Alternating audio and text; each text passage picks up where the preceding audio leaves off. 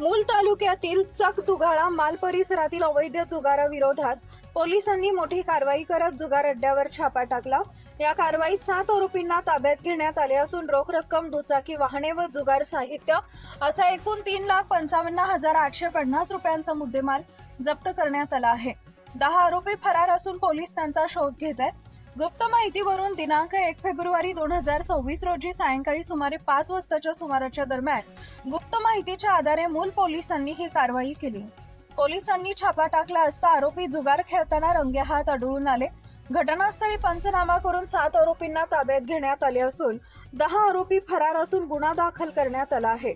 आरोपींना न्यायालयात हजर करण्यात येणार असून पुढील तपास मूल पोलीस ठाणे करत आहेत। जुगार विरोधी तीव्र मोहीम केली असून अवैध जुगाराला आळा घालण्यासाठी अशा प्रकारच्या कडक कारवाया पुढेही सुरू राहतील असा इशारा पोलीस प्रशासनाने दिला। एपीएस सुबोध वंजारी पोलीस स्टेशनमध्ये माझी पोस्टिंग आहे।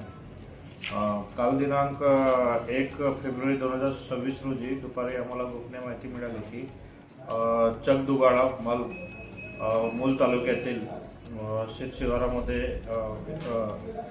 वडाच्या झाडाखाली जुगार सुरू आहे। अवैधरित्या जुगार सुरू आहे। 52 तास पत्त्यावर कटपट्टा नावाचा जुगार, पैशांची बाजी लावून हातीचा जुगार सुरू आहे अशी गोपनीय बातमीवरून मी माझा जो पोलीस स्टाफ आहे त्यांच्यासह सदर ठिकाणी सायंकाळी 5 वाजता गेलो आणि त्या ठिकाणी रेड केली।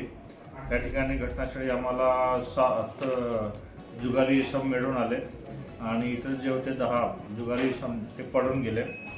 तर सदर रेडमध्ये आम्ही जे नगदी रक्कम होती 34,420 रुपये आणि जे आरोपितांचे सदर गुन्ह्यामध्ये वापरलेले mobile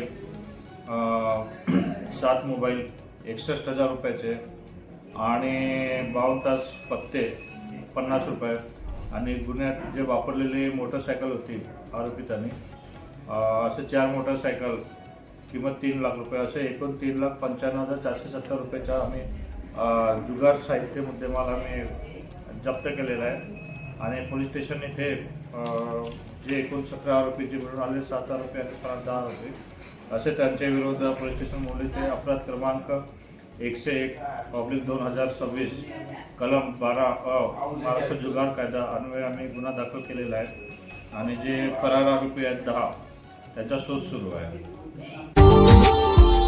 Subscribe now and press the bell icon. Never miss an update.